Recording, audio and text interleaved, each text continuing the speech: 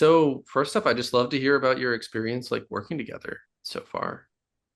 Yeah, so I mean, I don't know, we've been working together for like almost 4 months now, I think. And I don't know, I feel like I've had a lot of different goals over that time, and I've sort of tried to keep them at a reasonable like ceiling because I want to feel like I'm achieving things for myself. I mean, when we talked about it in the beginning in my intake call, part of the thing was just like this had making music in general and like learning about music and like trying to like retain music theory had become like really intensely like unfun for me. Felt like it had kind of like conquered me, and I felt like I was not in a place for how long I've been like involved in music to be able to do that like anymore without like a severe amount of like anxiety. And it was kind of like really like ruining my desire to do it. So I think that was like the best possible thing that I could have told you when I started, because the way that things like accelerated, I think was perfect for that. I mean, I think I took a different path than some people in that I really threw myself into the fundamentals, which was like vastly helpful. Like trusting the coursework that you put together and then informing the coursework by coming to the collab calls and asking you questions about it. You spent a lot of time with me, just like making sure that I had that foundation, like gave me a lot of confidence to be doing more actual like applied work.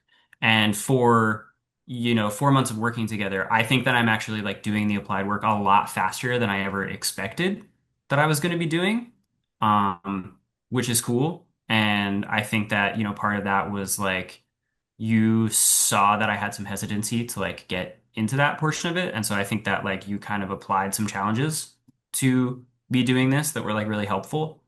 Um, and yeah, I don't know. I think that from where I started and where I am now, like I feel tremendously more confident in like putting myself into musical situations with other people, musical situations with myself, like challenging myself and like just trying to do other things. And anytime I still feel hesitant about something, I know that we can like talk on the calls, and that sort of like helps me sort it out. So I would say that like the experience of being involved in creating interesting music has been like tremendously helpful to me and like my sort of musical journey. Cool. I'm glad to hear it. Yeah. Yeah, I'd love to hear about how the coursework and just the stuff that we did with your fundamentals has been helpful for you. Or if there were sort of like aha moments along the way that have turned out to be. Yeah, absolutely. I mean, I think that you know, it's a thing that I had avoided for a really long time because I already felt like I was at a disadvantage. It really is like a very certain type of thinking. And I've tried to like self-educate on it a lot, but it's so difficult to know where it starts and where it ends. It's very self-relational. And I think that the most helpful thing about the coursework is like it really starts with like laser focus, essentially. Like doing something as simple as a task of just being like learn the A major scale, all six positions, and then improvise over it. Like, I mean, I think I worked on that and that alone for like a month, essentially, or like maybe like 3 weeks. And just doing that one thing, which is the pretty much the first thing, helped me put together so much stuff that I had like skipped that I felt that I should know already and was like punishing myself for not knowing. Mhm. And I think that that just applied exercise like really helped open it up. And that laid the foundation to understand the fretboard, which is something that, before I started working with you, I don't think I would have ever like admitted openly, even though I feel like it was obvious in the way that I was playing, that I like did not have like a very good command of the fretboard and like where I needed to go on it.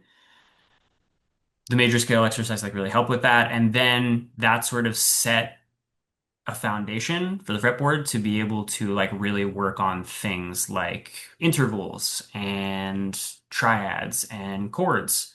And I think I have like, still a very simple understanding of a lot of that stuff, but I have a comprehensive understanding. And that's what I was lacking. And I feel at this point, at least in my experience, and I don't know, how other people feel, that it's like almost impossible to self-educate about that kind of stuff. Like, so I think that kind of like admitting that I needed help doing it and then, working through your program as it was intended was like very helpful for that. And before we worked together, were there things that you had tried to do to like solve those problems? Basically just like YouTube University or like Yeah. ask friends, you Yeah. know? But like even asking friends of mine who have like very comprehensive understandings of this stuff, there's two sides to it, right? And I think this is true about teaching at any capacity, but especially with music theory. Like, there's understanding it very, very comprehensively, and then there's being able to explain it to somebody else. And I found that people in my life that I know who understand music theory, like even the fundamentals, very, very well, are not good at explaining it, like at all. I think very carefully parting out the like variables that are self-referential through the coursework was really helpful because it just gets confusing so quickly. It's a lot to wrap the mind around. So I think that that was like that was very important. But yeah, just like YouTube stuff, you know. But again, that a lot of that supposes a lot of foundational information that like I feel like I was missing. So. And then you mentioned like having these fundamentals has led to some of the more creative stuff like happening a lot more quickly than you were expecting it to happen. Mhm. Could you say a little bit more about that? Yeah, so I mean, like, if I have a melody now that I want to work on for something, it's a lot easier for me to be able to find chords or triads that work with what's happening and are adding like a more like I'm trying to think, like dense layer of sound. Mhm. Like it used to be that I would write a riff on the guitar and then um just like use dyads essentially that were related to the pattern of notes that I had and just kind of try to switch in between the two in a way that felt dynamically making sense.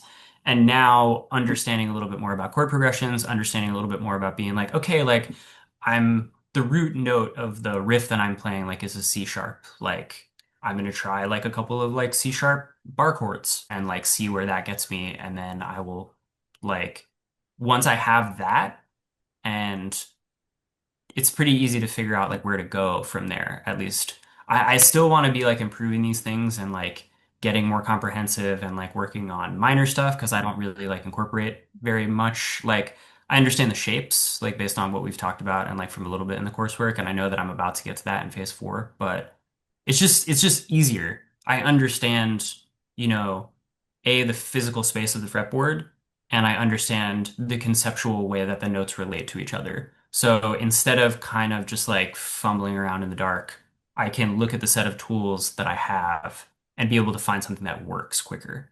Like it may not be the most comprehensive thing, but like I can put a lot less effort into getting the minimal amount of like passable work done, which is it was a huge stepping stone to like wanting to get this stuff done like faster and like looking forward to doing it. Yeah. Cool.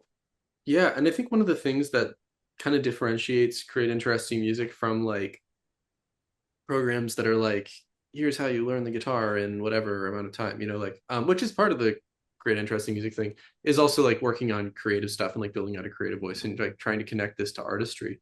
And so I'm wondering like what you've kind of gotten so far, what your feelings are about how this is connected to your creative process, and also just like sort of the aesthetic awareness that I can bring to things. Because I feel like a lot of like YouTube guitar education or like Instagram guitar education, um, is like aesthetically pretty rough. It's maybe better for people who are like really into classic rock or something like that. But I Well, think even there's, yeah, go oh, ahead. sorry, you Sorry. go ahead. Well, I think No. just one of the niche spaces that I'm maybe trying to carve out is like, you don't have to like classic rock. Like any classic rock can be cool, but like it doesn't, that's not, guitar education doesn't have to be centered on that, you know? Yeah, for Yeah. sure. Yeah, I Um, mean, I think that that's a tremendously important part of it. Like my guitar teacher in high school was like a classic rock guy, yeah. and I would like bring him these songs that I like wanted to like learn how to play. And he would basically just tab them out for me because he was like, I don't understand like, where this is coming from or like what it does really. Like it's not what I listen to. So it's like, if you want to play it, like I'll show you how to play it.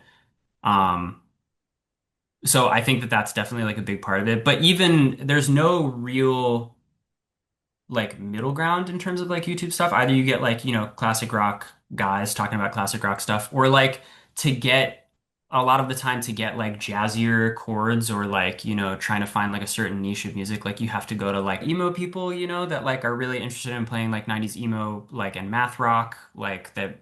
And it goes way too quickly the other way. It's like everything is like a sus9 chord, like, and it's just like that's too much. I don't want to play Smoke on the Water, but I also don't want to play American football. Like I just I want something that's like in between. So I really appreciate, it's not lost on me at all, like how important it's been working with each other, the musical background that you have, like you span like a really wide range of genres. You've done a lot of compositional stuff. Like it's really cool to be able to tell you about somebody that is important to me and like what I want to do and like have you like know about them, have listened to them a lot or listen to them a little, but like you're familiar with a lot of things. You can listen to something and with an open mind and pick up like, oh, like I see what's going on here and I see how you would want to apply that to your work. So I think that that's been like a tremendous help because like at the end of the day, like my timeline for this stuff, like, and the inspirations for benchmarks in the timeline for the future, Hmm. the way future is like very obscure. Like I Yeah. really would like to be making, music that is inspired by like what I would consider to be like very obscure people, for lack of a better word, in the future. I mean, even being able to talk about classical stuff has been like, and like postmodern like things have been great. Cool. Yeah, this is all good to hear. And then kind of going back to like the sketching process or like really being able to help you go from, like just lining in a guitar and playing a riff to starting to get things that are feeling more fleshed out and like from here starting to think about how to go them like get them from being, sketches into like more like refined tracks. Like how's that experience been for you so far? It's been really good. I mean, I think that, I think that's why the format of the collab call has been like amazing because it's like you have a lot of recording experience, studio experience, and Ableton experience, but also so does like Pat, who like is using a lot of those things for like a different like type of aesthetic, and like Elijah also like has like overlap between you both and is doing his own thing. So it's like it's really nice to be able to come to these calls even if we're one-on-one and be able to get a solution for something that I'm looking for. Yeah. Or like, Elijah will chime in with something, or like Pat will chime in with something, or like, if anybody's on, they can chime in with anything. Like I think that everybody has sort of their own workflow and like little tips and tricks. And I think that, I mean, I started doing these sketches, I think like 2 weeks ago. And like I have one that I'm like, this could be something. That feels pretty good for me. That's like probably the quickest turnaround I think I've ever had. And it needs a lot of work, but it sounds good to me right now, which is like very rare. So, I mean, I think that like, I don't think that without create interesting music, I would have ever been able to like turn that around that quickly and without a lot of anxiety, like which I have felt very little of while working on this, which was the whole point, really. The whole reason why I reached out and wanted to do this is I just wanted this to be fun again. And it feels fun again, which is really cool. Good to hear. Yeah. Yeah. Something I was going to ask you about was the community component, which you've already spoken to, which is really cool. Yeah, I guess do you have any other thoughts on like how the community's been helpful for you? I mean, I'm a little biased because, Pat's my friend. We talk about this Right. kind of stuff like in real life too. But I mean, like, I've already seen him more in the past, 3 weeks on here than I have in real life. So it's cool because I get to see my friend. But also, it's like, just, I don't know. It's a good crew of people. Like, I know that if all three of us are on the call, then like a lot of good stuff is going to get talked about. It's kind of crazy for, a 2 hour call with like a relatively small group of people for it to feel like it could be going for like a lot longer. It goes by quickly. We cover a lot of stuff. Like everybody has a lot of good input. Everybody's asking about different things and in different places. Like, um, I feel very like welcomed in that, I feel very like self-conscious about kind of putting out things that I think are at like a much different level than other people, but I feel like very included, that there's time for me to ask about fundamentals, like when everybody else is like asking about more complex stuff. I don't know. It's a good environment. And I think that particularly the group of people that we have like that are really regularly online right now is like a particularly good group of people. And I think that anyone who is interested in creating interesting music should hop on it while they can. While the all three of us are like have the time to be on regularly because I think that there's a lot of good stuff that happens. And I think that the more people that come out of that and see that and are inspired by that, the more people will continue to have like great conversations as time goes on. Cool. Yeah, that's good to hear. Yeah, and so kind of on the subject of some of the things that you were touching on, towards the end of what you were just saying, um, what was your experience like of joining Create Interesting Music? Like in the very beginning of joining? Yeah, yeah, like going from like hearing about me from Pat to being a student and participating in the program and stuff. Like, how was that for you? I mean, it was good. It was like, it sort of like left me no room for hesitation, honestly. Like I thought that the intake call was really good. And then basically there was like a very short period of time in between the intake call and then just like like actually starting. So I think that based on my experience, this is more of like a personal thing because I think I went into this being like, there's this thing that I want to do that like I currently don't enjoy doing anymore and like actively Hmm. avoid doing. Hmm. So I think that, the quick turnaround time of just being like, okay, like here's a long conversation about like what you want to do, like why I might be the right person to do so, and then just starting to do it was really helpful. I felt like immersed pretty immediately. I think the coursework is very like accessible, like from the beginning. Um, yeah, I felt as if it's been easy to attend calls. I mean, I think I've been on like at least two calls like every week since it started, with maybe like the exception of like when I was traveling to or from Fire Island. So I don't know. It feels good to be able to make the time because you're also making the time. And I think that the service that you're providing for people is very comprehensive. So, if I'm involved in it, I want to show up and be a part of it because I want to learn. I want to be able to do these things. And, you know, I like to talk to you about it. I like to talk to everybody else that's on the calls. So it was good. It was good and it was easy and it was like fun and enjoyable very quickly. Cool. It's good to hear. Yeah. And I guess going into it, did you have any like doubts about it? Or anything like that that like could have been, I don't know, like, 'cause I talk to people and some people are like unsure of like whether now is the right time or things like that. Like, were there any doubts that you had that, but then you got involved and it was cleared up or, also if you didn't have Yeah. any doubts and it just seemed good, that's also nice. No, I mean, like I had a ton of doubts, but I don't think that really like had anything to do with you. Like I Yeah. think again, it's like personal experience of coming into this. But Yeah. I was in a situation where Pat told me about this, and it was like clanking around in my head for a couple of weeks as we were planning our like wedding party. And then I think I spoke to you like 2 days after the wedding party or something like Yeah. that. But like, I wanted to get it turned around quickly because as I was getting married, like my wife and I have also been talking about like having a baby soon. So I was thinking about that, and I'm very like excited for that chapter of my life. But I just sort of thought about like how my time was going to change, and I was like, I think I'm really happy with the way that my life has gone and like where I'm at.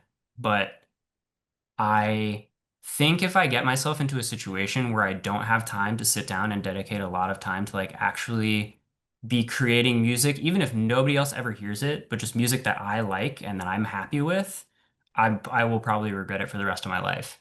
And that actually started to really haunt me, like in a very existential way. And so basically, as soon as the wedding party was done, I was exhausted. I was ready to like have my summer and like not do much with it, frankly, other than like travel a little bit. But I was like, I just need to get on this. And I think that's actually why I contacted you. I think I spoke to you the week before I got married and then was like, okay, I'll have to have the intake call afterwards because I was just like, I need to do this like as soon as humanly possible afterwards, or else I'm just gonna like lose momentum. Yeah. So most of my doubts were based in that, just like, okay, like I'm finally confronting this idea that I've avoided of like I don't have the foundational skills to be like playing music competently, even though the first time I picked up guitar and started playing music like in a serious way was at this point like 15 or 20 years ago, Yeah. which is like a dark and embarrassing thing for me to a certain extent. So I was like, I have to be able to admit this freely. So that was a cool thing on the intake call to just be like, ah, like this really is the problem. Like, I don't even really think I was admitting it to myself. And then just, I don't know, throw myself into the work. So yeah, there were doubts. It was like, okay, now that I'm actually trying to understand, like, am I going to? Like, is this just not for me? But that Mhm. was like really my only major doubt. And that was cleared up because obviously, I feel like I've done the fundamental work and it's now showing in the fact that I'm like being able to do it in an applied way. Yeah. And actually, I think the last thing that you said, like, is this like for me, or like if I try to do it, like, what if it won't work, or something like that? Like, something that I've been running into sometimes with people that I talk to is not only like they might not have any doubts about me as a teacher or like the strength or quality of like the program. Because I mean, at this point, I guess there were a bunch of recordings of people saying that it's been really helpful, which is really cool because I put like years into building this. Um, but yeah, like I think there are a lot of people, often like students who I think are really creatively in touch with really special things, also are worried that the challenges that they're facing about learning, like some of the fundamentals or more traditional like musician things are like impassable, but they have something that's their own that they think is really special and that they really care about. And so like, yeah, it's really helpful for you to, for you to or to hear that from you. I'd love to hear just like a little bit more about that. Maybe like doubts that weren't necessarily about me or were about the program, but were about like, am I going to be able to get through this? And then your experience of getting through, yeah, just like learning these fundamentals in a way that helps with everything. If does that make sense? Yeah, absolutely. So, I mean, there's a couple different parts of it, and some of them are more abstract and some of them are more tangible. I think like part of the abstract one is like I felt this intense like anxiety about like a goalpost and couldn't set the goalpost. Yeah. Like, I signed up for Create Interesting Music for a year, and I was like, okay, like within a year, like, I want to be like, I want to make sure that I like have something, that I've like learned something, that I've like done something like with this. Like, I want to make sure that like that will be the marker that like, the experience was like worthwhile for me. And as time went on, I mean, I think you could even see it in the early collab calls. I was just like, I have to like, like figure out like what my goals are here. Like, I just want to like do a bunch of stuff. Like, I don't, I don't like know what my goal is yet. And then I kind of had to be like, okay, if I don't have a goal, why am I letting that stress me out? So like that was a big thing that like I think released a lot of doubt that I was like somehow not going to be able to hit this goal that I like couldn't verbalize. Hmm. It's like, oh, like I need like a song. Like, okay, but like to do what with? Like, what do I want? Like, it was that sort of thing that I think was like getting me in my own head for a while. So that like eliminated a lot of doubt that I like wasn't going to be able to do it. The more tangible side of it is like I've sat down and tried to learn fundamentals before, circle of fifths, intervals, like chord stuff. And if you don't have the language already, it's kind of hard to like look for it piecemeal like that, unless somebody that like recommends you like a good texts or something. Um, and I was like, what if this is just not something that comes naturally to me to be able to understand? Like I've sat down and it's made it, I've had the click before, but I can't like return to it and like have the knowledge like off top. And what that ended up being a combination of things is that it needs to be practiced. It's a muscle that needs to be flexed. Like if the click happens, like I have to keep looking at the stuff and applying it to what I'm doing. I wasn't applying it to things that I was doing. Hmm. And also like a big part of that was you gave me the time, like there was, I think, straight up a period of like 2 or 3 weeks where I went to like 2 or 3 calls a week and was just like, I gotta talk about intervals again. Like, Yeah, I yeah, just gotta talk about intervals. Like, I wouldn't have had that. Like, you can't ask questions like that to YouTube. Like, yeah, and you gave me the time. You gave me more time than I could have ever asked for, frankly. I think we had like one-on-ones as well. Like, just being like, okay, I think I understand this, but like, just checking, do I understand it? yeah, Until I really felt like I did. So. yeah. And it's really cool to see what you're doing with it now. also. Thanks. So it's been super fun getting to work on this stuff.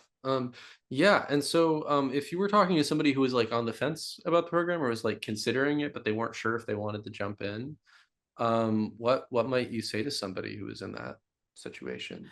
So I think it would depend on like what their doubts were, but I Yeah, think one of the things I really respect about the program is there's a very overt feeling when you have the intake call with you that like you're not going to proceed with this if you don't think that you're the right person to teach whoever it is that's coming to you. I really that like really comforted me about it like in the beginning.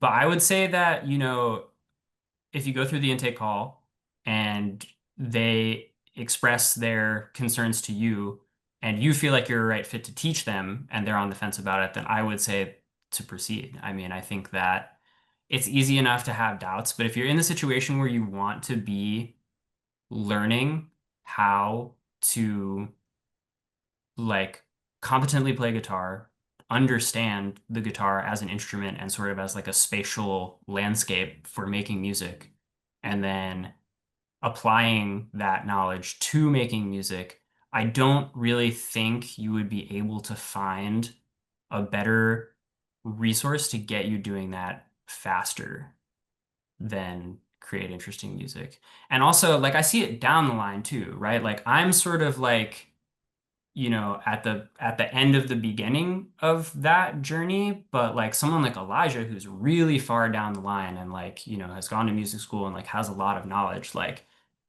I see on the calls, like, the stuff that like you and him talk about and like that helps him also. And like Pat, who's like on sort of like a separate journey of, like working on like his own practice and trying to make it sort of like these things that he's doing with sequencers, like these sort of like experimental, like serial type things that are also like creating really like beautiful and interesting music. Like that's a whole separate like chunk of the pie, and like you're helping him with that simultaneously. So it's just like not only can you start kind of like at any zone, you can see from the collab calls like where other people are at and like where you can go to.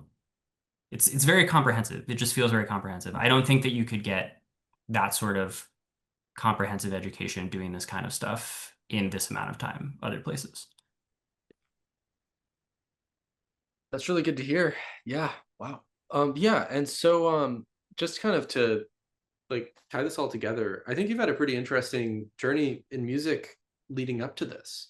Could you just talk a little bit about like, I mean, you've played in all these bands like in Atlanta, and now you're playing in some bands like in New York and stuff like that. Like, so that, if people come across this later, a little bit about like your background. Like, Yeah. yeah, what have you been up to?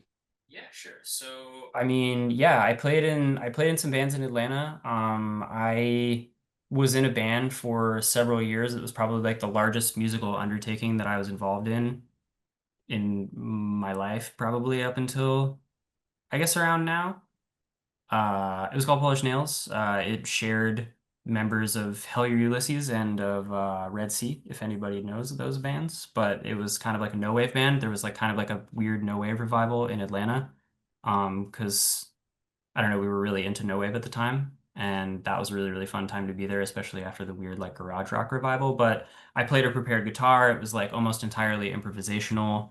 We would improvise and then turn those improvisations into parts and then string the parts together and then kind of just like all have like a like talking session about like how we wanted it to go. So it was very like free form in that sort of thing. And I think that that was a little bit tough with my like doubts about these sorts of things because everybody I was in a band with was like much better at this kind of thing or much further along in their journey with like fundamentals and everything else because of the music they were making in their other bands. And I was the only person who was not in another band.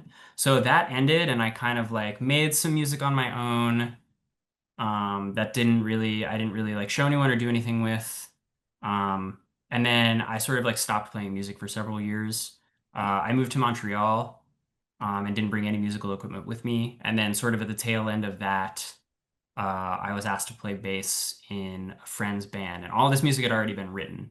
And so I was like, okay, this is kind of like low lift for me. Like these parts have been written, like these are my friends, like all I have to do is learn the parts and then I can play it.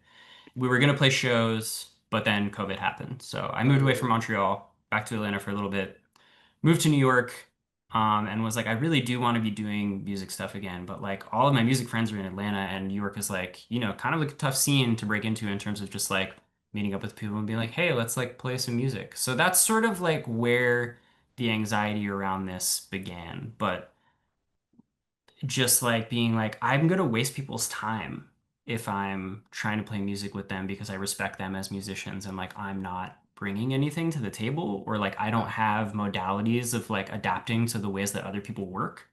yeah, So I got kind of in my own head about that and like sort of stopped asking people to play music.